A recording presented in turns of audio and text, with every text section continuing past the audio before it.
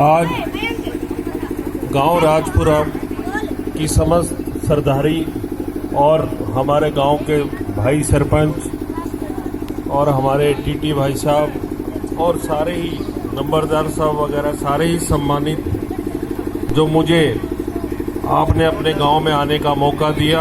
और आज क्योंकि हर बार 14 अप्रैल को बाबा साहब डॉक्टर अंबेडकर जी का जन्म दिवस होता है, जिसे हम जयंती के रूप में पूरे भारत देश में क्या पूरे वर्ल्ड में मनाते हैं, उसके बीच में मुझे आपके बीच में आने का मौका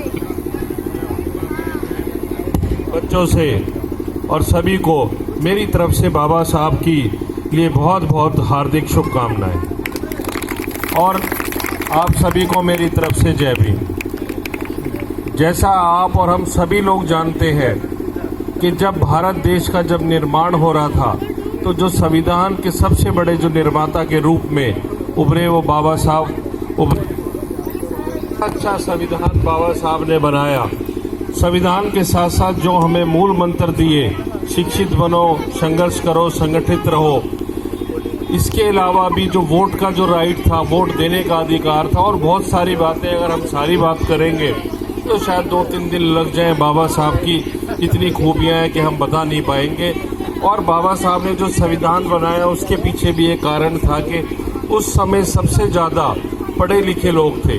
आज अभी मैं गाड़ी में आ रहा था, मैंने एक छोटी सी एक फिल्म किसी को बोला था, यार आजकल क्योंकि सोशल मीडिया का ज़माना है तो उन्होंने एक पिक्चर मुझे बनवानी थी छोटी सी बाबा साहब के लिए। तो किसी ने मेरे पास भेजी, जब वो इंडिया से बाहर थे तो वो कुछ पेटीज खा रहे थे और तो खाना नहीं खा रहे थे। तो किसी ने कहा प्रोफेसर ने कि भाई आप ये क्या कर रहे हो, प्रॉपर खाना क्यों नहीं खा रहे, आप पेटीज खा रहे हो। तो उन्होंने कहा कि मेरी आर्थिक स्थिति ठीक नहीं है इसीलिए मैं पेटीज खा रहा हूँ। मतलब कहने का मतलब है उन्होंने ये नहीं कहा कि मैं गरीब हूँ, उन्होंने ये कहा कि मेरी आर्थिक स्थिति ठीक नहीं है इसलिए मेरे को मजबूरी में ये खाना पड़ रहा है। तो दूसरे दिन ही जो लाइब्रेरी का जो प्रोफेसर था उसने ये कहा कि आज से आप मेरे साथ खाना खाएंगे। तो हमें बहुत सारे, हम जब भी बाबा साहब को देखते हैं या पढ़ते हैं या सुनते हैं तो हर रोज़ कोई ना कोई हमें चीज़ नई सीखने को मिलती है।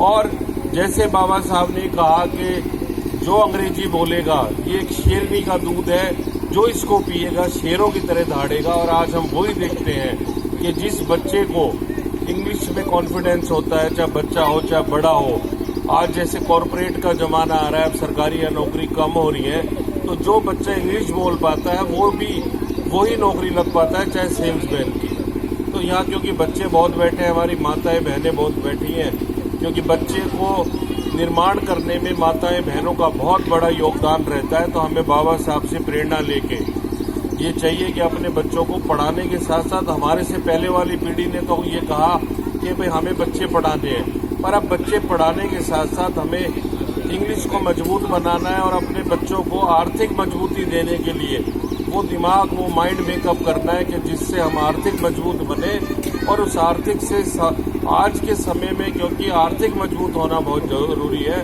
तो मैं आपसे अपील करूँगा कि आप भी अपने बच्चों को ज़्यादा से ज़्यादा अच्छे स्कूल में भी पढ़ाएं, या खुद भी जो लोग हमारे बच्चे पढ़ चुके हैं, जो अभी युवा हैं, उनका भी कर्तव्य बनता है कि वो और बच्चों को अच्छे ढंग से पढ़ाएं लिखाएं। क्योंकि हमारे पास सिर्फ एक ही हथियार है, जिसने शिक्षा ग्रहण करी है वो बहुत आगे गया है, चाहे कोई बिरादरी हो। मेरा कहने का मतलब है, चाहे गरीब आदमी से अगर आपको ऊपर उठना है, गरीबी रेखा से ऊपर उठनी है, तो शिक्षा बहुत ज़रूरी है। तो मेरा आपसे निवेदन है आज बाबा साहब के उसमें, क्योंकि बाबा साहब हमारे एक स्वाभिमान है, हमारा गौरव है कि जब हम बात करते हैं देश में कि देश का निर्माण हुआ, देश में संविधान किसने बनाया, बाबा साहब ने बनाया, तो ये हमारा गौरव है। और आप सब लोग अपने बच्चों को इतना पढ़ाई लिखाएं कि बाबा साहब का सपना पूरा करें। इन्हीं शब्दों के साथ आपका बहुत बहुत धन्यवाद। आप सभी को मेरी तरफ से जय भीम, जय भारत, नमस्ते। Thank you sir. अब मैं सरपंच महोदय से अनुरोध करूंगी कि वो हमारे बीच आएं और अंबेडकर जी के बारे में कुछ